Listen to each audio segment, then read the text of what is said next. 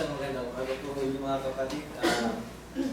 Narito po muli ako sa inyong harapan upang mag-share po ulit ng mabuting balita na nagmula sa ating Panginoon. Bilang isang Kristiyano mga kapatid, na kung minsan po ba, di ba sinabi ni Brother Nelson kanina na kapag yung tagapagturo, parang doon tayo nagre-rely sa Kanya. Kasi po,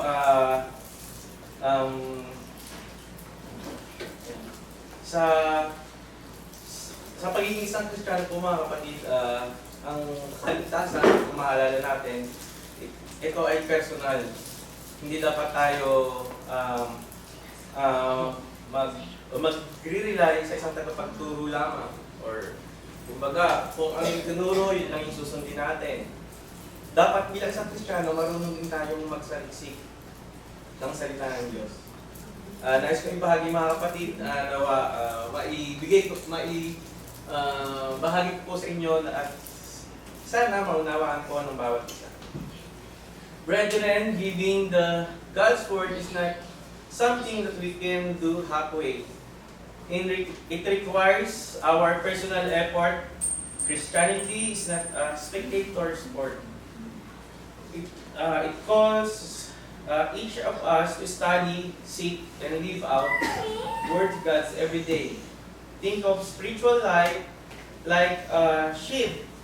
If you don't take the helm and steer, the current life of life will carry you wherever you want. Each of us take responsibility and guide our own journey with diligence and faith. So, bilang sa Kristiyano mga kapatid, hindi tayo yung parang manonood lang sa tagapagturo, makikinig lang. Responsibility din ng bawat isa sa atin na tulungan natin na ang ating sarili na magkaroon ng pusong mapagsaliksik, ng pusong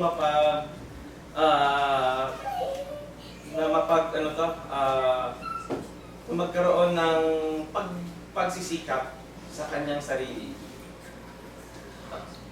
Yung pong aking title sa ngayong araw to, Be the Captain of Your Ship. Taking charge of your spiritual growth. So para po pala tayong para tayong isang captain na may hawak ng barko na tayo ay naglalayag sa sanglibutan ito. Kaya kailangan nating maging isang captain or tayo yung mag-take charge sa ating sarili. Kasi nga po, tayo yung haharap sa Panginoon balang araw.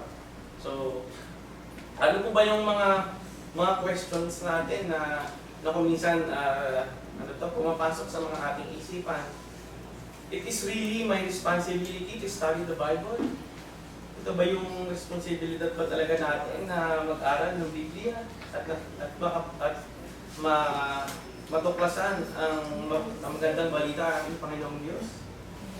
Is listening to sermon or Bible studies enough? So tama na lang po ba yun na tayo ay upo dito, upo dyan para tayo ay makinig ng mga ibinabahagi ng mga tagapagturo?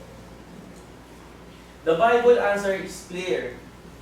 God expect personal, intentional, and continuous effort from every believer to learn His Word.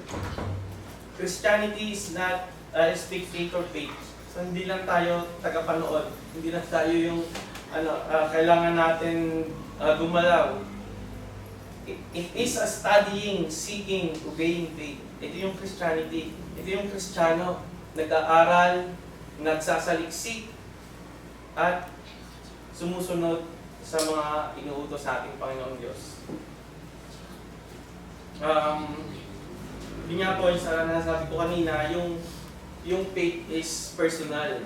So kung personal, hindi mo pwedeng ipagkatiwala sa iba. Hindi mo pwedeng ipagkatiwala sa mga naririnig mo na dapat ikaw mismo sa sarili mo ay tinitiyak na tama yung tinuturo ng tagapagturo dito po sa unahan. Because nga, yung salvation is offered personally. Hindi naman in-offered lang ito po sa mga preacher. Then yung preacher, kapag save yung preacher, save na din yung mga member. So hindi po kasi kailangan yung tinuturo sa atin ng banal na kasalanan.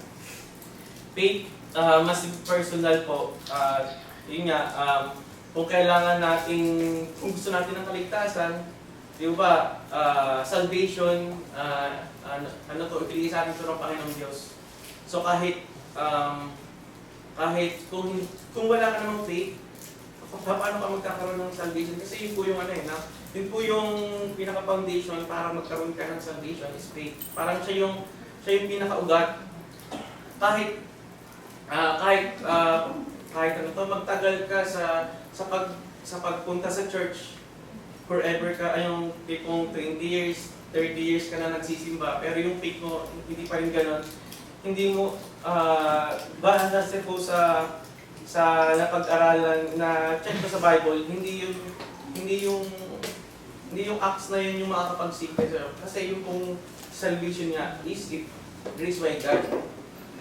And kung ganun po yung salvation is personally, kailangan personal din tayong magsaliksik. Hindi lang po tayo makikinig sa mga preacher or sa anumang mga tumatayo sa unahan. Ito po yung sa 2 Timothy chapter 2 verse 15. At sa New King James Version, sinasabi po doon, be diligent to present yourself if approved to God, a worker who does not need to be ashamed, rightly dividing the words of truth. At sa Tagalog po, ang Biblia 2001 na version, pagsikapan mong humarap na subok sa Diyos. Pagsikapan mong humarap na subok, hindi yung, matatanong po ba natin sa sarili natin na tayo na ba ay pinagsisikapan po ba natin na makapaglingkod sa Diyos? Pinagsisikapan po ba natin na makapag-aral ng kanyang mga salita?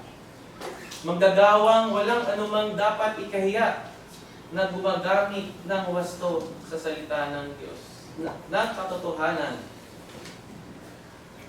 Ito po yung gusto kong ibahagi sa inyo na dapat sa pagharap natin sa Panginoong Diyos sa balang araw or dito sa pamamalagi sa salipunan ito, dapat tayo ay kumbaga matatag na tayo sa pananampalataya. Hindi yung sasabihin mo na nasa ka na lang ako mag-aaral kasi may gano'n pa naman bukas. Kaso nga lang, hindi naman natin hawak yung bukas. Hindi natin hawak ang kinabukas, ang hinaharap. Kasi nga po, tayong ang Panginoon lang ang nakakatanaw ng bukas at nakakaalam. So, kailan po tayo mag-i-start? Kasi, di mo ba merong, yung verse sa Bible na sinasabi, yung konteksto niya ay, ang tagal-tagal na natin sa pananambahan, pero tayo ay isang bata pa din. Ito po. What is God expecting from us? Ano yung ina-expect sa atin ng Panginoong Diyos para mapaunlad natin ang ating sarili? Una, personal effort. Sa chapter 17 ng Acts, verse 11, Tagalog ang Biblia, ngayon lalong naging marangal ang mga ito kaysa mga taga-Tesalonika sapagkat tinanggap niya ang salitang buong pagsisikap at siniyasat araw-araw ang mga kasulatan kung tunay nga ang mga bagay na ito. So ito po yung pong tinutukoy dito kung sino yung mga nag-aaral ito, nag-araw at gabi, ito yung mga taga-Berea. Ito yung mga Kristiyano doon na sinasabi, nagsisiyasat araw-araw ang mga kasultan kung tunay ang mga bagay na ito.